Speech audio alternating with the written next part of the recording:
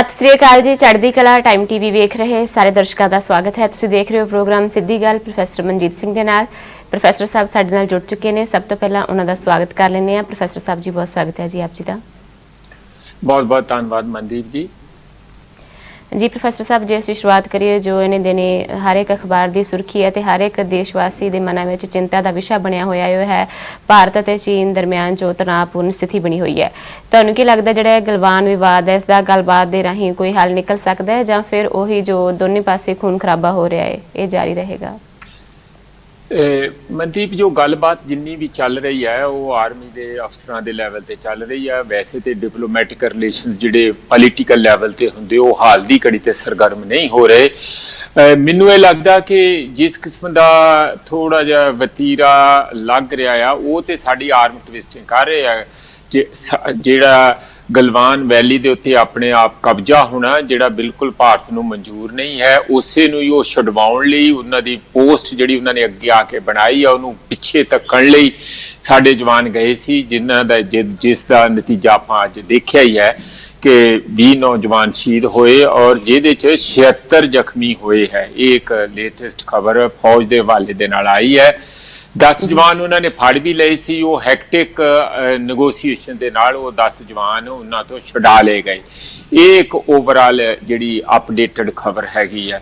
ये चंगी गल है कि मतलब कुछ उस किस्म का तिखापन नहीं है, पर जे असी जिस तरह पिंड दे विच हुंदा ही है कई बारी कि समझण लई बड़ा जरूरी है कि कोई वधीकी पिंड का चौधरी कर दिंदा आ ते मगरों थोड़े जे पैसे दे के जिहदे नाल वधीकी हुंदी आ उहनूं कह दिंदे मिट्टी पाओ, समझौता कर लो।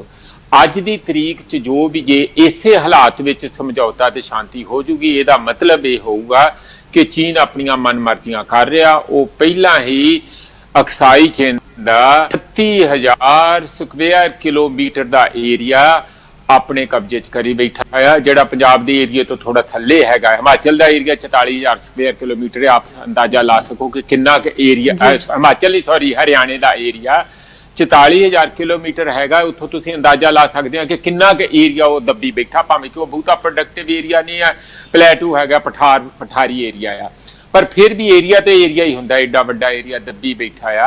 इस तरीके नाल साडा गिलगिट बाल्टिस्तान का एरिया वो 73,000 स्क्वेयर किलोमीटर हैगा। ते जे 13,000 स्क्वेयर किलोमीटर पाकिस्तान आकूपाइड कश्मीर 10 जिले जिहड़े साडे कश्मीर नालों अलग होए होए आ, उहदे ते जदों असीं सारा क्लेम करदे हां ते तकरीबन 1,24,000 स्क्वेयर किलोमीटर चीन ते पाकिस्तान दे विच बैठा, जिहड़ा असीं अपने नक्शे च दिखा रहे हैं। अज दी वो जिहड़ा उपर हिंदुस्तान का ताज सानू दिख रहा सिर दा, वो साडे कब्जे च नहीं है, कुछ वो पाकिस्तान के कब्जे च है, कुछ चीन के कब्जे च है। इसलिए पहला ही असी बहुत इस मामले दे विच कसारा खा चुके हैं। अज दी डेट दे विच जिथे अज चीन खड़ा जो उत्थे उसनू बहाल रख के समझौता हुंदा, जिहड़ा कि मैनूं लगदा कि इहो जी ही शांति हो पाऊगी, तो फिर समझ लो कि चीन अपनी मर्जी करता जा रहा, जिवें तकड़ा अपने आप नूं धौंस दिखा के मगरों शांति कर लैंदा आ। जे असीं उस तरह ही शांति करते हैं तो वो शांति तो चाहिए, सब नूं चाहिए, कोई लड़ाई नहीं चाहता। इन्हां हालातां च ते बिल्कुल ही नहीं कोई चाहता, ना चीन नूं सूट करता ना सानूं सूट करता, पर यह धक्का तो साडे नाल एक सानूं याद रहूगा ही। मनदीप जी प्रोफैसर साहब, हम जे असीं अगली खबर लईए, जो पंजाब के मुख मंत्री कैप्टन अमरिंदर सिंह उन्होंने जो केंद्र सरकार नूं सवाल भी कीते ने ते उन्हां नूं पुछिया है कि जिम्मेवारी कौन लेगा जिहड़े उत्थे जवान शहीद होए ने, कि उन्हां कोल हथियार नहीं सी, जे हथियार सन तां उन्हां दी वरतों क्यों नहीं कीती गई। उन्होंने यह भी कहा है कि ਇਹ फौज ਨੂੰ ਇਹ ਕਹਿ ਦੇਣਾ ਚਾਹੀਦਾ ਹੈ ਸਾਫ਼ ਸ਼ਬਦਾਂ ਦੇ ਵਿੱਚ ਕਿ ਜੇ ਤੁਹਾਡਾ ਇੱਕ ਮਾਰਦਾ ਤੁਸੀਂ ਉਸ ਦੇ 3 ਮਾਰੋ। ਇਸ ਦੇ ਨਾਲ ਉਹਨੇ ਇੱਕ ਹੋਰ ਗੱਲ ਕਹੀ ਹੈ ਕਿ ਜੇ ਧੱਕਾ ਮੁੱਕੀ ਤੇ ਘਸੁੰਨ ਮੁੱਕੀ ਦੇ ਨਾਲ ਹੀ ਸਰਹੱਦਾਂ ਦੇ ਉੱਤੇ ਵੀ ਅਸੀਂ ਮੁਕਾਬਲਾ ਕਰਨਾ ਹੈ ਤਾਂ ਫਿਰ ਆਰਐਸਐਸ ਦੇ ਕਾਰਕੁਨਾਂ ਨੂੰ ਉੱਥੇ ਭੇਜ ਦੇਣਾ ਚਾਹੀਦਾ ਹੈ, ਫੌਜ ਨੂੰ ਵਾਪਸ ਬੁਲਾ ਲੈਣਾ ਚਾਹੀਦਾ ਹੈ। देखो कुछ तो कांग्रेस के चीफ मिनिस्टर वांगू बोले आ जां पंजाबी चीफ मिनिस्टर वांगू बोले आ ते कुछ वो फौजी वांगू बोले आ। जिहड़ा पंजाबी चीफ मिनिस्टर वांगू बोले आ वो काफ़ी सेंसिकल गल हैगी है कि उन्हों का यह कहना बिल्कुल सवाल खड़ा करना चाहिए आ कि तुसी उन्होंने नैचुरली गुस्सा तो इस गल का आता है कि तुसी इन्ने बंदे भेजे उत्थे जख्मी होए, फिर फड़े भी गए, शहीद भी होए है, तो ये गए सीगे तो कि बिना तैयारी ते चले गए सी। जिस तरह तुसी किते एक पिंड की भी लड़ाई होवे ते बंदा तैयारी ना जांदा, तुसी दूजे देश दे नाल जिथे पहला ही इन्नी टेंशन हैगी ਕਿਆ ਬਿਨਾਂ ਤਿਆਰੀ ਤੋਂ ਬੰਦੇ ਭੇਜੇ ਸੀ? ਸਾਡੇ ਜੈ ਸ਼ੰਕਰ ਜੀ ਕਹਿੰਦੇ ਕਿ ਨਹੀਂ, ਇਹ ਗੱਲ ਤੇ ਨਹੀਂ ਸੀਗੀ, ਅਸੀਂ ਤੇ ਉੱਥੇ ਬੰਦੇ ਭੇਜੇ, ਉੱਥੇ ਤੇ ਹਮੇਸ਼ਾ ਹਥਿਆਰ ਹੁੰਦੇ ਆ ਕੋਲ। ਜੇ ਹਥਿਆਰ ਸੀਗੇ ਤਾਂ ਫਿਰ ਜਿਹੜਾ ਉਹ ਹਥਿਆਰ ਕਿੱਥੇ ਗਏ? ਜਾਂ ਤੇ ਉਹਨਾਂ 'ਚ ਗੋਲੀਆਂ ਨਹੀਂ ਸੀ, ਖਾਲੀ ਹਥਿਆਰ ਸੀ। ਮੈਂ ਕਹਿੰਦਾ ਖਾਲੀ ਵੀ ਬੰਦੂਕਾਂ ਚੱਕੀਆਂ ਹੋਣ, ਜੇ ਉਹਨਾਂ ਨੇ ਬੈਟਨ ਮਾਰੇ ਆ, ਪੱਥਰ ਮਾਰੇ ਆ ਜਾਂ ਹੋਰ ਰੌਡ ਲੈ ਕੇ ਸੀ, ਤੇ ਤੁਸੀਂ ਖਾਲੀ ਬੰਦੂਕਾਂ ਹੀ ਉਹਨਾਂ ਨਾਲ, ਬੰਦੂਕਾਂ ਦੇ ਨਾਲ ਲੜਦੇ ਕੁੱਟਦੇ, ਕੁਝ ਪਤਾ ਚੱਲਦਾ, ਮਤਲਬ ਗੋਲੀ ਨਾ ਚਲਾਉਂਦੇ। ਇਹੀ ਸੀ ਨਾ ਕਿ ਗੋਲੀ ਨਹੀਂ ਚਲਾਉਣੀ। ਇਸ ਕਰਕੇ ਉਹਨਾਂ ਦਾ ਇਹ ਬੜਾ ਵਾਜਬ ਆ। ਸਾਨੂੰ ਵੀ ਬੜੀ ਮਿਸਟਰੀ ਲੱਗਦੀ ਹੈ ਕਿ ਕਿਵੇਂ ਹੋ ਗਿਆ ਇਹ। ਤੇ ਬਿਲਕੁਲ ਹੀ ਐਂ ਗੱਲ ਲੱਗਦੀ ਹੈ ਕਿ ਜਿਵੇਂ ਆ ਬੈਲ ਮੁਝੇ ਮਾਰ ਵਾਲੀ ਗੱਲ ਕੀਤੀ ਹੋਵੇ ਕਿ ਉੱਥੇ ਜਾ ਕੇ ਕੁੱਟ ਖਾਣ ਲਈ ਕੋਈ ਗਿਆ ਸੀਗਾ। ਇਹ ਉਹਨਾਂ ਦਾ ਗੁੱਸਾ ਜਾਇਜ਼ ਹੈ ਬਿਲਕੁਲ। ਜੇ ਲਾਠੀਆਂ ਤੱਕ ਹੀ ਗੱਲ ਰੱਖਣੀ ਸੀਗੀ ਫਿਰ ਉੱਥੇ ਜਾਣਾ ਹੀ ਨਹੀਂ ਸੀ ਚਾਹੀਦਾ, ਕੋਈ ਹੋਰ ਤਰੀਕਾ ਕੱਢਣਾ ਚਾਹੀਦਾ ਸੀਗਾ। ਲਾਠੀਆਂ ਨਾਲ ਤੇ ਫਿਰ ਆਰਐਸਐਸ ਹੀ ਨਿੱਕਰਾਂ ਪਾ ਕੇ ਉੱਥੇ ਜਾ ਸਕਦੀ ਆ, ਪਤਾ ਵੀ ਲੱਗ ਜੂਗਾ ਕਿ ਜਿਹੜੀ ਲੜਾਈ ਆ ਕੀ ਹੁੰਦੀ ਆ। ਥੋੜਾ ਇੱਥੇ ਘਰੇ ਬੈਠੇ ਨਾਰੇ ਮਾਰਨ ਨਾਲ ਗੱਲ ਸਿਰੇ ਨਹੀਂ ਲੱਗਦੀ।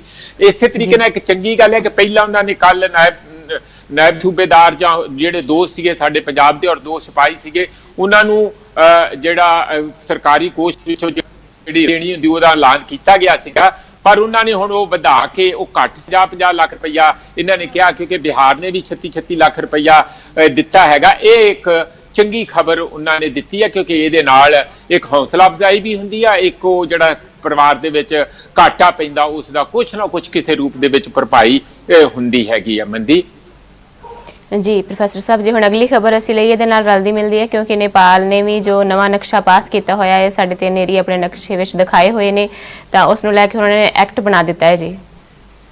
ਇਹੀ ਮੈਂ ਗੱਲ ਕਹਿਣਾ, ਦੇਖੋ ਇੱਕ ਪਾਸੇ ਪਾਕਿਸਤਾਨ ਦੇ ਕੋਲ ਸਾਡਾ ਏਰੀਆ ਹੈਗਾ ਆ, ਅਸੀਂ ਉਹਨਾਂ ਨੂੰ ਝੱਲਣਾ ਨਹੀਂ ਚਾਹੁੰਦੇ। ਮਿੰਟ ਚੋਂ ਦੀ ਮਤਲਬ ਐ ਨਾ, ਜੇ ਕਿਸੇ ਨੂੰ ਗਾਲੀ ਦੇਣੀ ਹੋਵੇ ਤੇ ਕਹਿੰਦੇ ਇਹਨੂੰ ਭੇਜੋ ਪਾਕਿਸਤਾਨ, ਜਾਂ ਇਹ ਪਾਕਿਸਤਾਨੀ ਭਾਸ਼ਾ ਬੋਲਦਾ, ਪਰ ਉਹ ਏਰੀਆ ਤੇ ਦੱਬੀ ਬੈਠਾ ਆ ਇੰਡੀਆ ਦਾ।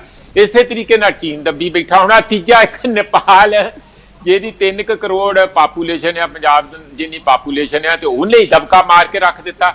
ਯਾਨੀ ਕੀ ਹੋ ਕੀ ਰਿਹਾ ਮੈਨੂੰ ਸਮਝ ਨਹੀਂ ਆਉਂਦੀ। 56 ਇੰਚ ਸੀਨਾ ਹੈ ਕਿੱਥੇ? ਉਹ ਛੁਪਿਆ ਬੈਠਾ ਹੈ ਇਸ ਵੇਲੇ। ਕਿਉਂ ਨਹੀਂ ਉਹ ਜਾ ਕੇ ਜਿਹੜੇ ਸ਼ੀ ਦੇ ਨਾਲ ਝੂਟੇ ਲੈਂਦੇ ਸੀਗੇ ਉੱਥੇ ਝੂਲੇ 'ਚ ਸਾਬਰਮਤੀ ਦੇ ਕਿਨਾਰੇ ਸ਼ੀ ਜਿਨਪਿੰਗ ਦੇ ਨਾਲ, ਉਹਨਾਂ ਦੇ ਪ੍ਰੈਜ਼ੀਡੈਂਟ ਚੀਨ ਦੇ ਨਾਲ, ਅੱਜ ਫੋਨ ਚੁੱਕ ਕੇ ਉਹਨਾਂ ਨੂੰ ਕਿਉਂ ਨਹੀਂ ਕਹਿੰਦੇ ਕਿ ਤੁਹਾਡੇ ਖਬਰਦਾਰ ਕੋਈ ਧਮਕੀ ਦੇਣ, ਦੱਸਣ ਕਿ ਅਸੀਂ ਵੀ ਜਿੰਦਾ ਦਿਲ ਲੋਕ ਹੈਗੇ ਆ, ਸਾਡੇ 56 ਇੰਚ ਸੀਨਾ ਹੈਗਾ। ਉਹ ਕਿਉਂ ਨਹੀਂ, ਮਤਲਬ ਕੋਈ ਗੱਲ ਹੀ ਨਹੀਂ ਲੱਗਦੀ, ਜਿਵੇਂ ਭਿੱਜੀ ਬਿੱਲੀ ਬੈਠੀ ਹੁੰਦੀ ਆ, ਇਸ ਤਰ੍ਹਾਂ ਨਹੀਂ ਇਹ ਗੱਲ ਚੱਲਦੀ ਹੈ। ਤੁਸੀਂ ਜਾਂ ਤੇ ਏਡੇ ਵੱਡੀਆਂ ਮਤਲਬ ਪਲਾਂਘਾਂ ਨਾ ਮਾਰੋ, ਅਲਾਂਘਾਂ ਨਾ ਇੰਨੀਆਂ ਪੁੱਟੋ, ਜੇ ਪੁੱਟਣੀਆਂ ਤੇ ਲੱਤਾਂ ਦਾ ਖਿਆਲ ਰੱਖੋ। ਹੁਣ ਤੁਸੀਂ ਇਸ ਤਰੀਕੇ ਨਾਲ ਨਹੀਂ ਹੋ ਸਕਦਾ ਕਿ ਆਪਾਂ ਬਿਲਕੁਲ ਚੁੱਪ ਚਪੀਤੇ। ਨੇਪਾਲ ਵੀ ਤੁਹਾਡੇ ਜਿਹੜਾ ਲਿਪੂ ਲੇਖ ਤੇ ਕਾਲਾ ਪਾਣੀ ਤੇ ਲਿੰਪੀਆਦੋਰਾ 3 ਜਗ੍ਹਾ ਆ, ਉਹ 350 ਸਕੁਅਰ ਕਿਲੋਮੀਟਰ ਤੋਂ ਉੱਪਰ ਏਰੀਆ ਬਣਦਾ, ਬੜਾ ਸਟ੍ਰੈਟਜੀਕਲੀ ਇੰਪੋਰਟੈਂਟ ਏਰੀਆ, ਭਾਵੇਂ ਉਹ ਇਸ ਵੇਲੇ ਇੰਡੀਆ ਕੋਲ ਆ।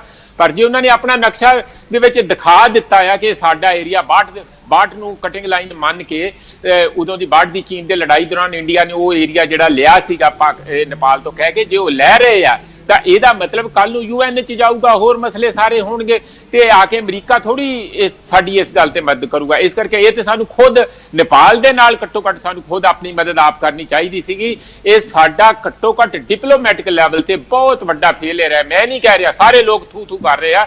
ਇਹ ਬੜੀ ਹੀ ਅਜੀਬ ਕਹਾਣੀ ਲੱਗ ਰਹੀ ਆ ਕਿ ਨੇਪਾਲ ਜਿਹੜਾ ਐਕਚੁਅਲੀ ਸਾਡੇ ਤੇ ਬਹੁਤ ਚੀਜ਼ਾਂ ਦੇ ਉੱਤੇ ਡਿਪੈਂਡੈਂਟ ਆ, ਉਹ ਸਾਡੇ ਤੇ ਡਿਪੈਂਡੈਂਟ ਆ, ਉਹ ਵੀ ਜੇ ਅੱਖਾਂ ਦਿਖਾ ਗਿਆ ਅੱਜ, ਤੇ ਇੰਡੀਆ ਕਿੱਥੇ ਖੜਾ ਇਹ ਦੇਖਣ ਵਾਲੀ ਗੱਲ ਹੈ। ਮੰਦੀ ਬਿਲਕੁਲ ਪ੍ਰੋਫੈਸਰ ਸਾਹਿਬ, ਬਹੁਤ ਤੁਸੀਂ ਠੀਕ ਗੱਲ ਕਹਿ ਰਹੇ ਹੋ ਕਿ ਜੇ ਨੇਪਾਲ ਜਿੰਨਾ ਛੋਟਾ ਦੇਸ਼ ਸਾਨੂੰ ਅੱਖਾਂ ਦਿਖਾ ਰਿਹਾ, ਤੇ ਫਿਰ ਅਸੀਂ ਚੀਨ ਦਾ ਮੁਕਾਬਲਾ ਕਰਨ ਦੀ ਕਿਵੇਂ ਸੋਚ ਰਹੇ ਹਾਂ, ਜਿਨ੍ਹਾਂ ਦੀ ਪਾਪੂਲੇਸ਼ਨ ਹੈ ਤੇ ਜਿਨ੍ਹਾਂ ਦੇ ਕੋਲ ਟੈਕਨੀਕ ਜਿਹੜੀ ਉਹ ਵੀ ਸਾਡੇ ਨਾਲ ਜ਼ਿਆਦਾ ਵਾ। ਤਾਂ ਫਿਰ ਸਾਨੂੰ ਸੱਚਮੁੱਚ ਹੀ ਸੋਚ ਲੈਣਾ ਚਾਹੀਦਾ, ਸਾਡੇ ਆਗੂਆਂ ਨੇ ਸੋਚ ਲੈਣਾ ਚਾਹੀਦਾ ਹੈ ਕਿ ਜੇ ਪ੍ਰਸ਼ਾਸਨਿਕ ਜਿਹੜੇ ਆਪਣੇ ਪ੍ਰਬੰਧ ਅਸੀਂ ਯੋਗ ਤਰੀਕੇ ਨਾਲ ਨਹੀਂ ਕਰ ਸਕਦੇ, ਕਿਸੇ ਦੂਸਰੇ ਦੇਸ਼ ਨੂੰ ਆਪਣੇ ਦੇਸ਼ ਵਿੱਚ ਦਾਖਲ ਹੋਣ ਜਾਂ ਆਪਣੀਆਂ ਦੇਸ਼ ਦੀਆਂ ਸਰਹੱਦਾਂ ਨੂੰ ਚੁਣੌਤੀ ਦੇਣ ਵਾਲੇ ਜਿਹੜੇ ਕਦਮਾਂ ਤੋਂ ਰੋਕ ਨਹੀਂ ਸਕਦੇ, ਤਾਂ ਫਿਰ ਸਾਡਾ ਰਾਜ ਕਿਸੇ ਕੰਮ ਨਹੀਂ। ਪ੍ਰੋਫੈਸਰ ਸਾਹਿਬ, ਹੁਣ ਜੇ ਅਗਲੀ ਖਬਰ ਅਸੀਂ ਲਈਏ, ਯੂਪੀ ਦੇ ਵਿੱਚ ਜੋ ਅਸੀਂ ਬੀਤੇ 2-3 ਦਿਨਾਂ ਤੋਂ ਖਬਰ ਲੈ ਰਹੇ ਹਾਂ, ਪੰਜਾਬੀ ਕਿਸਾਨਾਂ ਨੂੰ ਲਗਾਤਾਰ ਉਜਾੜਨ ਦੀਆਂ ਕੋਸ਼ਿਸ਼ਾਂ ਕੀਤੀਆਂ ਜਾ ਰਹੀਆਂ ਨੇ। ਹੁਣ ਉੱਤਰਾਖੰਡ ਤੋਂ ਵੀ ਇਹੋ ਜਿਹੀਆਂ ਖਬਰਾਂ ਆਈਆਂ ਨੇ। ਤੁਸੀਂ ਕੀ ਕਹੋਗੇ, ਇਹ ਜਿਹੜਾ ਉਜਾੜੇ ਵਾਲੇ ਰਾਹ, ਉਜਾੜੇ ਦੀ ਤਲਵਾਰ ਲਟਕ ਪਈ ਹੈ ਇਹਨਾਂ ਦੇ ਸਿਰ ਤੇ, ਪੰਜਾਬੀ ਸਿੱਖਾਂ ਦੇ ਸਿਰ ਤੇ, ਕੀ ਹੋਵੇਗਾ ਆਉਣ ਵਾਲੇ ਸਮੇਂ ਵਿੱਚ? ਦੇਖੋ, ਬੜੀ ਸਾਫ਼ ਗੱਲ ਆ, ਇਹ ਜਾਣ ਕੇ ਚੁੰਡੀ ਵੱਢਣ ਵਾਲੀ ਗੱਲ ਆ। ਜਿਸ ਤਰੀਕੇ ਨਾਲ ਚੀਨ ਨੇ ਆਪਣਾ ਅੱਗੇ ਆ ਕੇ ਪੋਸਟ ਬਣਾਉਣ ਦਾ ਮਤਲਬ ਸੀ ਕਿ ਕਰ ਲੋ ਜੋ ਕਰਨਾ, ਮੈਂ ਆ ਗਿਆ, ਉਸ ਕਿਸਮ ਦੀ ਇਹੀ ਜਿਹੜੀ ਯੋਗੀ ਆਦਿੱਤਿਆਨਾਥ ਤੇ ਜਿਹੜੇ ਉੱਤਰਾਖੰਡ ਦੀ ਸਰਕਾਰ, ਦੋਨੋਂ ਜਗ੍ਹਾ ਹੀ ਤੁਹਾਨੂੰ ਪਤਾ ਸਰਕਾਰਾਂ ਕਿੰਨਾਂ ਦੀਆਂ ਹੈਗੀਆਂ। ਯੋਗੀ ਆਦਿੱਤਿਆਨਾਥ ਤੇ ਬਹੁਤ ਹੀ ਇਸ ਗੱਲ ਦੇ ਉੱਤੇ ਬਜ਼ਿੱਦ ਹੈਗੇ ਆ ਕਿ ਨਹੀਂ, ਮਤਲਬ ਕਿਸੇ ਨਾ ਕਿਸੇ ਤਰੀਕੇ ਨਾਲ ਜਿਸ ਤਰ੍ਹਾਂ ਸਬਕ ਸਿਖਾਉਣਾ ਹੁੰਦਾ, ਕਿਉਂਕਿ ਇਹਨਾਂ ਦੀ ਟ੍ਰੇਨਿੰਗ ਗੁਜਰਾਤ, ਮੱਧ ਪ੍ਰਦੇਸ਼, ਉੱਥੇ ਵੀ ਇਹੋ ਹਾਲ ਪੰਜਾਬੀਆਂ ਦੇ ਨਾਲ ਪਹਿਲਾਂ ਕੀਤਾ। ਮੇਰਾ ਖਿਆਲ ਇਹ ਸਮਾਂ ਆ ਗਿਆ ਆ ਕਿ ਪੰਜਾਬੀਆਂ ਨੂੰ ਐਜ਼ ਪੰਜਾਬੀ ਇਕੱਠੇ ਹੋ ਕੇ, ਜਿਵੇਂ ਅਸੀਂ ਹੋਰਨਾਂ ਗੱਲਾਂ ਤੇ ਵੀ ਕਰਦੇ ਹਾਂ, ਇਸ ਮੁੱਦੇ ਦੇ ਉੱਤੇ ਇਹ ਜਿਹੜੀ ਅਸੈਂਬਲੀ ਅਸੀਂ ਬਾਰ-ਬਾਰ 3 ਆਰਡੀਨੈਂਸ ਦਿੱਲੀ ਵੱਲੋਂ ਖੇਤੀ ਤੇ ਕਿਸਾਨੀ ਦੇ ਵਿਰੁੱਧ ਕੀਤੇ ਗਏ ਆ, ਇਹ ਮੁੱਦੇ ਨੂੰ ਵਿੱਚ ਰੱਖ ਕੇ ਅਸੈਂਬਲੀ ਦਾ ਸੈਸ਼ਨ ਸੱਦਣਾ ਚਾਹੀਦਾ। ਇਹ ਬਹੁਤ ਹੀ ਅਰਜੈਂਟ ਹੈਗਾ। ਸਾਡੇ ਲੋਕ ਜਿਨ੍ਹਾਂ ਨੇ ਦੇਸ਼ ਨੂੰ ਇੰਨਾ ਕੁਝ ਦਿੱਤਾ, ਉੱਥੇ ਜੰਗਲਾਂ ਨੂੰ ਆਬਾਦ ਕਰਕੇ ਹਰੇ ਭਰੇ ਕੀਤਾ, ਖੇਤੀ ਕੀਤੀ, ਆਪਣੀਆਂ ਜਾਨਾਂ ਗਵਾਈਆਂ, ਉੱਥੇ ਬਹੁਤ ਮੱਛਰ ਬੁਖਾਰ ਸਾਰਾ ਕੁਝ ਝੱਲ ਕੇ, ਜਦੋਂ ਕੋਈ ਉੱਥੇ ਆਬਾਦ ਕਰਨ ਲਈ ਜਾਂਦਾ ਨਹੀਂ ਸੀਗਾ, ਬੰਦਾ ਕੀ ਪਰਿੰਦਾ ਵੀ ਨਹੀਂ ਸੀ ਜਾਂਦਾ, ਜਦੋਂ ਉਹ ਸਾਰੇ ਖੁਸ਼ਹਾਲ ਏਰੀਏ ਹੋ ਗਏ ਤੇ ਹੁਣ ਇਹ ਆਪਣਾ ਲੱਗ ਪਏ ਉਹਨਾਂ ਨੂੰ ਉੱਥੋਂ ਉਜਾੜਨ ਦੀ ਕੋਸ਼ਿਸ਼ ਕਰ ਰਿਹਾ। ਇਹ ਅਤੀ ਨਿੰਦਨੀय ਗੱਲ ਆ। ਔਰ ਇਸ ਚੀਫ ਮਿਨਿਸਟਰ ਸਾਹਿਬ ਨੂੰ ਮੇਰੀ ਬੇਨਤੀ ਹੈ ਕਿ ਚੀਫ ਮਿਨਿਸਟਰ ਸਾਹਿਬ ਤੁਰੰਤ ਇੱਕ ਅਫੀਸ਼ੀਅਲ ਡੈਪੂਟੇਸ਼ਨ ਭੇਜਣ, ਉਸ ਉੱਤਰਾਖੰਡ 'ਚ ਵੀ ਜਾਵੇ, ਉਹਨਾਂ ਲੋਕਾਂ ਨੂੰ ਮਿਲ ਕੇ ਆਏ, ਔਰ ਇਸੇ ਤਰੀਕੇ ਦੇ ਨਾਲ ਜਿਹੜਾ ਲਖੀਮਪੁਰ ਖੇਰੀ ਤੇ ਹੋਰ ਜਿਹੜੇ 3 ਜ਼ਿਲ੍ਹੇ ਉੱਥੇ ਆ, ਉਹ ਸਾਰੇ ਉਦਮਪੁਰ ਵਗੈਰਾ ਵਗੈਰਾ ਸਾਰੇ ਏਰੀਏ 'ਚ ਜਾ ਕੇ ਉਹ ਰਿਪੋਰਟ ਵਾਪਸ ਆ ਕੇ ਚੀਫ ਮਿਨਿਸਟਰ ਸਾਹਿਬ ਨੂੰ ਦੇਣ। ਔਰ ਇਨ ਦਾ ਮੀਨਵਾਈਲ ਚੀਫ ਮਿਨਿਸਟਰ ਸਾਹਿਬ ਦੋਹਾਂ ਹੀ ਚੀਫ ਮਿਨਿਸਟਰਾਂ ਨਾਲ, ਉੱਤਰਾਖੰਡ ਤੇ ਉੱਤਰ ਪ੍ਰਦੇਸ਼ ਦੇ ਚੀਫ ਮਿਨਿਸਟਰਾਂ ਨਾਲ ਗੱਲਬਾਤ ਕਰਕੇ ਉਹਨਾਂ ਨੂੰ ਤਾੜਨਾ ਦੇਣ ਕਿ ਖਬਰਦਾਰ ਜੇ ਤੁਸੀਂ ਇੱਥੇ ਕਿਸੇ ਨੂੰ ਵੀ ਉਜਾੜਿਆ। ਐਕਚੁਅਲੀ ਉਜਾੜਾ ਸ਼ੁਰੂ ਹੋ ਗਿਆ, ਇਹਦੇ ਤੇ ਬਹੁਤੀ ਇੰਤਜ਼ਾਰ ਕਰਨ ਦੀ ਲੋੜ ਨਹੀਂ। ਹਾਲਾਂਕਿ ਦੱਬੀ ਜੀ ਜ਼ੁਬਾਨੇ ਜ਼ਰੂਰ ਮਾੜਾ ਜਿਹਾ ਕੱਲ ਸ਼੍ਰੋਮਣੀ ਅਕਾਲੀ ਦਲ ਵੱਲੋਂ ਮਾੜਾ ਜਿਹਾ ਬਿਆਨ ਆਇਆ, ਉਹ ਕਹਿੰਦੇ ਕਿ ਜੇ ਲੋੜ ਪਈ ਜੇ ਕਿ ਤੇ ਅਸੀਂ ਸੈਂਟਰ ਨੂੰ ਵੀ ਮਿਲਾਂਗੇ, ਜਦੋਂ ਬੰਦਿਆਂ ਨੂੰ ਪੰਜਾਬ ਭੇਜ ਦੇਣਗੇ ਉਦੋਂ ਲੋੜ ਪਊਗੀ। ਇਹ ਬਹੁਤ ਹੀ ਇੱਕ ਲੰਗੜਾ ਜਿਹਾ ਬਿਆਨ, ਬਹੁਤ ਹੀ ਥੋਥਾ ਬਿਆਨ ਆ ਅਕਾਲੀ ਦਲ ਵੱਲੋਂ। ਸਾਨੂੰ ਇਸ ਗੱਲ ਦਾ ਖੇਦ ਹੈਗਾ ਮਨਦੀਪ। ਬਿਲਕੁਲ ਜੀ, ਬਹੁਤੀ ਵਾਰੀ ਤਾਂ ਕੇਵਲ ਇਹ ਬਿਆਨ ਹੀ ਰਹਿ ਜਾਂਦੇ ਨੇ, ਤੁਹਾਡੇ ਕਹਿਣ ਦੇ ਮੁਤਾਬਕ ਐਕਸ਼ਨ ਦਾ ਰੂਪ ਲੈਂਦੇ ਹੀ ਨਹੀਂ। ਤੇ ਜਿਹੜੇ ਆਮ ਲੋਕ ਨੇ ਉਹਨਾਂ ਨੂੰ ਹਮੇਸ਼ਾ ਹੀ ਐਕਸ਼ਨ ਦਾ ਇੰਤਜ਼ਾਰ ਹੁੰਦਾ ਕਿ ਤੁਸੀਂ ਕਰ ਕੀ ਰਹੇ ਹੋ, ਜੋ ਕੁਝ ਵੀ ਹੋ ਰਿਹਾ, ਜੇ ਕਿਸੇ ਨਾਲ ਧੱਕਾ ਹੋ ਰਿਹਾ ਤਾਂ ਤੁਸੀਂ ਕੀ ਕਰ ਰਹੇ ਹੋ। ਜਵਾਬਦੇਹੀ ਜਿਹੜੀ ਹੈ ਉਹ ਬਣਦੀ ਹੈ ਸਾਡੇ ਆਗੂਆਂ ਦੀ। ਪ੍ਰੋਫੈਸਰ ਸਾਹਿਬ, ਜੇ ਹੁਣ ਅਸੀਂ ਅਗਲੀ ਖਬਰ ਵੱਲ ਵਧੀਏ ਤਾਂ ਜੋ ਜਗਮੀਤ ਸਿੰਘ ਐਨਡੀਪੀ ਆਗੂ ਕੈਨੇਡਾ ਵਿੱਚ ਹਾਊਸ ਆਫ ਕਾਮਨਸ ਵਿੱਚ ਉਹਨਾਂ ਨੂੰ ਬਾਹਰ ਕਰ ਦਿੱਤਾ ਗਿਆ ਕਿਉਂਕਿ ਉਹਨਾਂ ਨੇ ਐਮਪੀ ਥੈਰੇਨ ਨੂੰ ਨਸਲਵਾਦੀ ਕਹਿ ਦਿੱਤਾ ਸੀ। ਨਸਲਵਾਦ ਦੇ ਖਿਲਾਫ ਉਹ ਇੱਕ ਮਤਾ ਲੈ ਕੇ ਆਏ ਸਨ, ਜਿਸ ਤੇ ਜਦੋਂ ਸਹਿਮਤੀ ਨਹੀਂ ਦਿੱਤੀ ਗਈ ਤਾਂ ਥੈਰੇਨ ਨੂੰ ਉਹਨਾਂ ਨੇ ਨਸਲਵਾਦੀ ਕਿਹਾ, ਬਾਅਦ ਵਿੱਚ ਮਾਫੀ ਵੀ ਨਹੀਂ ਮੰਗੀ। ਹਾਂ, ਮੇਰਾ ਖਿਆਲ ਹੈ ਕਿ ਦੇਖੋ ਮਤਾ ਤੇ ਬਿਲਕੁਲ ਠੀਕ ਸੀਗਾ ਤੇ ਉੱਥੇ ਜਿਹੜੇ ਬਲਾਕ ਕਿਊਬੈਕ ਦੇ ਲੀਡਰ ਸੀਗੇ ਪਾਰਲੀਮੈਂਟ ਦੇ ਅੰਦਰ, ਉਹਨਾਂ ਨੇ ਸਵਾਲ ਕੀਤਾ ਇਹਨਾਂ ਨੂੰ ਤੇ ਇਹਨਾਂ ਨੂੰ ਇਸ ਗੱਲ ਦਾ ਗੁੱਸਾ ਆ ਗਿਆ ਕਿ ਇਸ ਗੱਲ ਦੇ ਉੱਤੇ ਕਿੰਤੂ ਪਰੰਤੂ ਕਿਉਂ ਕਰ ਰਿਹਾ। ਇਹਨਾਂ ਨੇ ਕਹਿਤਾ ਕਿ ਤੂੰ ਵੀ ਨਸਲਵਾਦੀ ਹੈਗਾ। ਤੇ ਉਹ ਨਸਲਵਾਦੀ ਦਾ ਜਦੋਂ ਉੱਥੇ ਇਸ ਗੱਲ ਦੀ ਚਰਚਾ ਹੋਈ ਤੇ ਇਹਨਾਂ ਨੂੰ ਕਿਹਾ ਗਿਆ ਕਿ ਤੁਸੀਂ ਇਸ ਗੱਲ ਦੇ ਸ਼ਬਦ ਵਾਪਸ ਲੈਣੇ ਆ, ਤੁਸੀਂ ਇਸ ਗੱਲ ਦਾ ਆਪਣਾ ਰਿਗਰੈਟ ਕਰਦੇ ਆ। ਕਹਿੰਦੇ ਬਿਲਕੁਲ ਨਹੀਂ। ਜੇ ਉਸਨੇ ਇਹੋ ਜਿਹਾ ਮਤਾ ਪੁਲਿਸ ਦੇ ਵਿੱਚ, ਜਿਹੜੀ ਰਾਇਲ ਕੈਨੇਡੀਅਨ ਪੁਲਿਸ ਹੈਗੀ ਆ, ਉਸ ਦੇ ਵਿੱਚ ਨਸਲਵਾਦ ਨੂੰ ਰੋਕਣ ਲਈ ਜਿਹੜਾ ਮਤਾ ਲੈ ਕੇ ਆਏ ਆ, ਇਸੇ ਤਰਜ਼ ਤੇ ਜਿਹੋ ਜਿਹੀਆਂ ਗੱਲਾਂ ਅਮਰੀਕਾ 'ਚ ਹੋ ਰਹੀਆਂ, ਕਿਉਂਕਿ ਉੱਥੇ ਟੋਰਾਂਟੋ 'ਚ ਵੀ ਵੱਡੇ ਪ੍ਰੋਟੈਸਟ ਉਹਨਾਂ ਲੋਕਾਂ ਦੇ ਜਿਹੜੇ ਅਫਰੀਕਨ ਅਮਰੀਕਨਸ ਹੈ ਜਾਂ ਉਸ ਔਰੀਜਨ ਦੇ ਸਿਆਹ ਫਾਮ ਲੋਕ ਜਿਹੜੇ ਹੈ ਉਹਨਾਂ ਨੇ ਕੀਤਾ ਆ। ਇਸ ਕਰਕੇ ਉਹ ਜਿਹੜੇ ਮੁਜ਼ਾਹਰੇ ਕੀਤੇ ਉਸੇ ਰੂਪ 'ਚ ਹੀ ਉਹਨਾਂ ਨੇ ਕਿਹਾ ਸੀ ਕਿ ਇੱਥੇ ਦੀ ਵੀ ਜਿਹੜੀ ਸਾਡੀ ਪੁਲਿਸ ਆ ਉਹਦੇ ਵਿੱਚ ਇਸ ਕਿਸਮ ਦੇ ਅੰਸ਼ ਜਿਹੜੇ ਆ ਰੇਸਿਜ਼ਮ ਹੈਗਾ, ਇਹ ਬਿਲਕੁਲ ਬੰਦ ਹੋਣਾ ਚਾਹੀਦਾ। ਮਤਾ ਬਿਲਕੁਲ ਠੀਕ ਸੀਗਾ, ਪਰ ਉਹ ਖੁਦ ਹੀ ਮੰਨਦੇ ਆ ਜਗਮੀਤ ਹੁਣੀ ਕਿ ਉਹਨਾਂ ਨੇ ਕਿਹਾ ਕਿ ਦੇਖੋ ਮੈਨੂੰ ਉੱਥੇ ਅੰਦਰ ਗੁੱਸਾ ਆ ਗਿਆ ਸੀਗਾ, ਪਰ ਉਹ ਕਹਿੰਦਾ ਗੁੱਸੇ ਦੇ ਬਾਵਜੂਦ ਵੀ ਗੱਲ ਗਲਤ ਨਹੀਂ ਸੀਗੀ। ਗੁੱਸਾ ਕਰਨਾ ਉਹਨਾਂ ਨੂੰ ਰਿਗਰੈਟ ਲੱਗਦਾ ਕਿ ਨਹੀਂ ਅੰਦਰ ਚਾਹੀਦਾ, ਕਿਉਂਕਿ ਸਾਨੂੰ ਗੁੱਸਾ ਕੰਟਰੋਲ ਕਰਨਾ ਚਾਹੀਦਾ। ਇਸ ਕਰਕੇ ਉਹਨਾਂ ਨੂੰ ਇੱਕ ਦਿਨ ਬਾਹਰ ਰੱਖਿਆ। ਮੇਰਾ ਖਿਆਲ ਹੈ ਕਿ ਉਹ ਦੁਬਾਰਾ ਜਦੋਂ ਨਵੀਂ ਅਗਲੇ ਦਿਨ ਕਾਰਵਾਈ ਸ਼ੁਰੂ ਹੋਈ ਅੰਦਰ ਚਲੇ ਜਾਣਗੇ ਔਰ ਉਹਨਾਂ ਨੂੰ ਹੋਰ ਤਰੀਕੇ ਨਾਲ ਥੋੜਾ ਲੌਬਿੰਗ ਕਰਕੇ ਇਹ ਮਤਾ ਦੁਬਾਰਾ ਜ਼ਰੂਰ ਲਿਆਉਣਾ ਚਾਹੀਦਾ। ਇਹ ਇੱਕ ਮੇਰਾ ਖਿਆਲ ਸੁਧਾਰ ਲਈ, ਪੁਲਿਸ ਦੇ ਸੁਧਾਰ ਲਈ ਜ਼ਰੂਰੀ ਹੈਗਾ, ਕੈਨੇਡੀਅਨ ਪੁਲਿਸ ਦੇ ਲਈ। ਮਨਦੀਪ, ਬਿਲਕੁਲ ਜੀ, ਜਿਵੇਂ ਵਿਦੇਸ਼ਾਂ ਦੇ ਵਿੱਚ ਇਹਨਾਂ ਦੀ ਨਸਲਵਾਦ ਜਿਹੜਾ ਮੁੱਦਾ ਹੈ ਉਹ ਕਾਫੀ ਚਰਚਾ ਵਿੱਚ ਹੈ, ਜੋ ਗੈਰ ਗੋਰੇ ਲੋਕਾਂ ਨੂੰ ਜਿਹੜਾ ਹੈ ਨਸਲਵਾਦ ਦਾ ਸ਼ਿਕਾਰ ਹੋਣਾ ਪੈ ਰਿਹਾ, ਉਸੇ ਸਬੰਧ ਦੇ ਵਿੱਚ ਹੀ ਜੋ ਜਗਮੀਤ ਸਿੰਘ ਹੁਣੀ ਮਤਾ ਲੈ ਕੇ ਆਏ ਸਨ। ਪਰ ਜਿਵੇਂ ਤੁਸੀਂ ਕਿਹਾ ਹੈ ਕਿ ਉਹਨਾਂ ਨੇ ਖੁਦ ਇਹ ਕਿਹਾ ਹੈ ਕਿ ਮੈਨੂੰ ਥੋੜਾ ਜਿਹਾ ਗੁੱਸਾ ਆ ਗਿਆ ਸੀ, ਬਿਨਾਂ ਗੁੱਸਾ ਕੀਤੇ ਵੀ ਇਸ ਗੱਲ ਨੂੰ ਜਿਹੜਾ ਹੈ ਦੂਜਿਆਂ ਦੇ ਅੱਗੇ ਰੱਖਿਆ ਜਾ ਸਕਦਾ ਸੀ। ਪ੍ਰੋਫੈਸਰ ਸਾਹਿਬ, ਜੇ ਹੁਣ ਅਸੀਂ ਅੱਗੇ ਵਧੀਏ ਤਾਂ ਜੋ ਥਰਮਲ ਪਲਾਂਟ ਪੰਜਾਬ ਦੇ ਹੁਣ ਵੇਚਣ ਦਾ ਖਾਕਾ ਤਿਆਰ ਹੋ ਰਿਹਾ ਜੀ, ਇਹ 22 ਜੂਨ ਨੂੰ ਇਹ ਪੁੱਡਾ ਨੂੰ ਦੇ ਦਿੱਤੇ ਜਾਣਗੇ ਜੀ, ਜਿਹੜੇ ਕਿ ਡਿਵੈਲਪਮੈਂਟ ਕਰਨਗੇ। ਡਿਵੈਲਪਮੈਂਟ ਤੇ ਜਿਹੜੀ ਬਾਅਦ ਵਿੱਚ ਪ੍ਰੋਫਿਟ ਹੋਏਗਾ 80% ਜਿਹੜਾ ਹੈ ਉਹ ਮਿਲੇਗਾ ਪਾਵਰ ਕਾਰਪੋਰੇਸ਼ਨ ਨੂੰ ਤੇ ਨਾਲ ਹੀ ਜਿਹੜਾ 20% ਹੋ ਜਾਏਗਾ ਪੁੱਡਾ ਦੇ ਕੋਲ ਜੀ। ਦੇਖੋ, ਮੈਂ ਇਹਦੇ ਤੇ ਡਿਟੇਲ ਗੱਲ ਕਰਨੀ ਚਾਹੁੰਦਾ ਆ। ਇਹ 1764 ਏਕੜ ਦਾ ਮਾਮਲਾ ਹੈਗਾ ਆ। ਸਨ ਇਹ 10 ਸਾਲ ਲੱਗੇ ਸੀਗੇ ਇਸ ਨੂੰ ਪੂਰਾ ਕੰਪਲੀਟ ਹੋਣ ਨੂੰ, ਇਸ ਪ੍ਰੋਜੈਕਟ ਨੂੰ। ਤੇ ਮਨਦੀਪ ਇਹ ਪਿਛਲੇ 40 ਸਾਲਾਂ ਦਾ ਲਗਾਤਾਰ ਬਿਜਲੀ ਦੇ ਰਿਹਾ। ਮੇਰਾ ਖਿਆਲ ਹੈ ਇੱਕ ਬਠਿੰਡੇ ਦਾ ਤੁਸੀਂ ਇੰਜ ਸਮਝ ਲਓ ਅਕਸ਼ ਇਸੇ ਗੱਲ ਦੇ ਨਾਲ ਸੀ ਕਿ ਉੱਥੇ ਇੱਕ ਵੱਡਾ ਥਰਮਲ ਪਲਾਂਟ ਆ, ਬਹੁਤ ਵੱਡੀ ਜ਼ਮੀਨ ਹੈਗੀ ਆ, ਔਰ ਜਿਹੜੀ ਲੋਕਾਂ ਕੋਲ ਜਦੋਂ ਜ਼ਮੀਨ ਲਈ ਸੀਗੀ ਉਹ ਇੱਕ ਥਰਮਲ ਪਲਾਂਟ ਲਈ ਲਈ ਸੀਗੀ, ਨਾ ਕਿ ਉੱਥੇ ਕੋਈ ਕਮਰਸ਼ੀਅਲ ਮਗਰੋਂ ਉਹਨੂੰ ਵੇਚ ਕੇ ਫਾਇਦੇ ਕਰਨੇ, ਆਪਣੇ ਨਿੱਜੀ ਫਾਇਦੇ ਲੈਣੇ, ਜਾਂ ਪਾਵਰਕਾਮ ਨੂੰ ਪੈਸੇ ਦੇਣੇ, ਜਾਂ ਪੁੱਡਾ ਨੂੰ ਪੈਸੇ ਦੇਣੇ, ਜਾਂ ਕੋਈ ਹੋਰ ਆਪਣੇ ਚਹੇਤਿਆਂ ਨੂੰ ਕਮਰਸ਼ੀਅਲ ਚੀਜ਼ਾਂ ਬਣਾ ਕੇ ਦੇਣੀਆਂ। ਇਸ ਕਰਕੇ ਇਹ ਕਾਰਪੋਰੇਟਾਂ ਨੂੰ, ਇਸ ਕਰਕੇ ਜ਼ਮੀਨ ਕਿਸਾਨਾਂ ਨੂੰ ਤੋਂ ਉੱਥੋਂ ਉਜਾੜਿਆ ਨਹੀਂ ਸੀਗਾ। ਇਸ ਲਈ ਇਹਦਾ ਨਾਂ ਵੀ ਦੇਖੋ ਕਿੰਨਾ ਸੋਹਣਾ ਨਾਂ ਆ, ਗੁਰੂ ਨਾਨਕ ਦੇਵ ਥਰਮਲ ਪਲਾਂਟ। ਹੁਣ ਇਹ ਜਿਹੜੀਆਂ ਨਵੀਆਂ ਸਾਜ਼ਿਸ਼ਾਂ ਹੋ ਰਹੀਆਂ, ਮੈਂ ਇਹ ਕਹਿ ਰਿਹਾ ਅੰਦਰੋਂ ਅੰਦਰੀ, ਔਰ ਜਿਹੜੀ ਬੇਈਮਾਨੀ ਸਰਕਾਰ ਦੇ ਮਨ 'ਚ ਆ ਗਈ ਹੈ। ਤੁਹਾਨੂੰ ਪਤਾ ਮਨਪ੍ਰੀਤ ਬਾਦਲ ਨੇ ਕਿਹਾ ਸੀਗਾ ਕਿ ਜੇ ਮੈਂ ਜਿੱਤ ਗਿਆ ਤੇ ਇਹਦੇ 'ਚੋਂ ਧੂਆਂ ਨਿਕਲੂਗਾ। ਧੂਆਂ ਚਿਮਨੀਆਂ 'ਚੋਂ ਤਾਂ ਨਹੀਂ ਨਿਕਲਿਆ, 2017 ਤੋਂ ਪਲਾਂਟ ਬੰਦ ਪਿਆ ਆ, ਤੇ ਲੋਕਾਂ ਦੇ ਨੱਕਾਂ ਥਾਣੀ ਧੂਆਂ ਜ਼ਰੂਰ, ਕੰਨਾਂ ਥਾਣੀ ਧੂਆਂ ਜ਼ਰੂਰ ਮਨਪ੍ਰੀਤ ਬਾਦਲ ਨੇ ਕੱਢ ਦਿੱਤਾ। ਸਵਾਹ ਜਿਹੜੀ ਉੱਥੇ ਸਾਰੀ ਉੱਡਦੀ ਰਹੀ, ਬਥੇਰੀ ਲੋਕਾਂ ਦੇ ਸਿਰ 'ਚ ਪੈਂਦੀ ਰਹੀ, ਇੰਨੇ ਸਾਲ ਪੈਂਦੀ ਰਹੀ, ਲੋਕਾਂ ਨੇ ਬਰਦਾਸ਼ਤ ਕੀਤਾ। ਉੱਥੇ ਇੰਨੀ ਪੋਲਿਊਸ਼ਨ ਹੋਈ, ਲੋਕਾਂ ਨੇ ਬਰਦਾਸ਼ਤ ਕੀਤਾ, ਕਿਉਂਕਿ ਵੱਡੇ ਪੱਧਰ ਤੇ ਨੌਕਰੀਆਂ ਤਾਂ ਲੋਕਾਂ ਨੂੰ ਮਿਲੀਆਂ ਹੀ ਸੀ। ਹੁਣ ਉਹ ਸਾਰੇ ਕੋਲ ਚੀਜ਼ਾਂ ਨੂੰ ਬੰਦ ਕਰਕੇ, ਇੰਨਾ ਇਨਫਰਾਸਟ੍ਰਕਚਰ ਬਣਿਆ ਹੋਇਆ, ਉਸ ਨੂੰ ਸਾਰੇ ਨੂੰ ਤੁਸੀਂ ਬੁਲਡੋਜ਼ ਕਰਕੇ, ਜਿਹੜਾ ਕਿ ਸਰਕਾਰੀ ਖਜ਼ਾਨੇ 'ਚੋਂ ਲੋਕਾਂ ਦੇ ਟੈਕਸਾਂ 'ਚੋਂ ਬਣਿਆ, ਤੁਸੀਂ ਉਹਨੇ ਦੁਬਾਰਾ ਉੱਥੇ ਕਮਰਸ਼ੀਅਲ ਸਾਈਟ ਆਪਣਾ ਹੋਰ ਵਪਾਰ ਕਰਨਾ ਚਾਹੁੰਦੇ ਆ। ਲੋਕਾਂ ਦੀ, ਕਿਸਾਨਾਂ ਦੀ ਜ਼ਮੀਨ ਤੇ ਵਪਾਰਿਕ ਵੱਡੀਆਂ ਵੱਡੀਆਂ ਕੁਝ ਹੋਰ ਮਾਲ ਖੜੇ ਕਰੋਗੇ, ਹੋਰ ਜੋ ਵੀ ਕਰੋਗੇ, ਉਹ ਜੋ ਇਹਨਾਂ ਦੀ ਪਲੈਨਿੰਗ ਹੋਊਗੀ, ਇਹ ਬਿਲਕੁਲ ਨਿੰਦਣੀय ਹੀ ਨਹੀਂ ਹੈ। ਇਸ ਦੀ ਬਿਲਕੁਲ ਭਰਸਨਾ ਕਰਕੇ ਇਹਨੂੰ ਰੋਕਣਾ ਚਾਹੀਦਾ।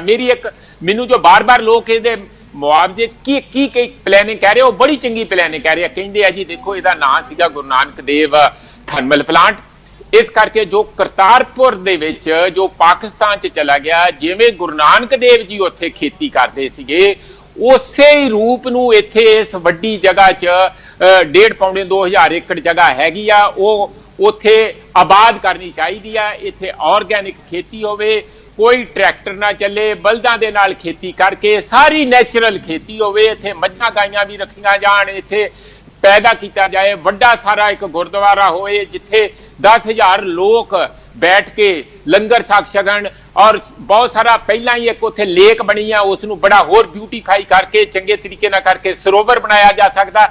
ਔਰ ਇਹ ਲੋਕਾਂ ਦੀ ਜ਼ਮੀਨ ਹੈ। ਔਰ ਇੱਕ ਜਿਹੜੀ ਸਿੱਖੀ ਫਲਸਫਾ ਕੀ ਹੁੰਦਾ, ਗੁਰੂ ਨਾਨਕ ਦੇਵ ਜੀ ਨੇ ਆਪਣੇ ਜੀਵਨ ਦੇ ਵਿੱਚ ਲੋਕਾਂ ਨੂੰ ਕੀ ਮੈਸੇਜ ਦਿੱਤਾ ਸੀਗਾ, ਉਹ ਇਸ ਜ਼ਮੀਨ ਦੇ ਵਿੱਚ ਸਰਬ ਲੋਕਾਂ ਦੇ, ਸਾਰੇ ਪੰਜਾਬ ਦੇ ਜਾ ਕੇ ਉੱਥੇ ਖੇਤੀ ਦੇ ਵਿੱਚ ਸੇਵਾ ਕਰਨ, ਲੰਗਰ ਦੇ ਵਿੱਚ ਜਾਣ, ਸਾਰਾ ਕੁਝ ਉੱਥੇ ਮੀਟਿੰਗਾਂ ਹੋਣ, ਪਬਲਿਕ ਗੈਦਰਿੰਗ ਹੋਵੇ, ਉੱਥੇ ਜਿਮ ਹੋਣ, ਉੱਥੇ ਸਾਡੀ ਚੰਗੇ ਖਿਲਾੜੀਆਂ ਨੂੰ ਉੱਥੇ ਸਪੋਰਟਸ ਕੰਪਲੈਕਸ ਬਣਾਇਆ ਜਾਵੇ, ਤਾਂ ਕਿ ਜਿਹੜੇ ਪੰਜਾਬੀ ਯੂਥ ਆ ਉਹ ਗੁਰੂ ਨਾਨਕ ਦੇਵ ਜੀ ਦੇ ਨਾਂ ਦੇ ਉੱਤੇ ਆਪਣੀਆਂ ਸਿਹਤਾਂ, ਗੱਤਕੇ, ਹੋਰ ਜਿਹੜੀਆਂ ਰਵਾਇਤੀ ਸਾਰੀਆਂ ਖੇਡਾਂ ਸੀ ਉਸ ਨੂੰ ਵੀ ਅੱਗੇ ਤੋਰ ਸਕਣ। ਉੱਥੇ ਘੋੜ ਦੌੜ ਹੋਵੇ, ਸਭ ਕੁਝ ਹੋ, ਮੇਲੇ ਲੱਗਣ ਗੁਰੂ ਨਾਨਕ ਦੇਵ ਜੀ ਦੇ, ਵੱਡਾ ਇਕੱਠ ਹੋਵੇ।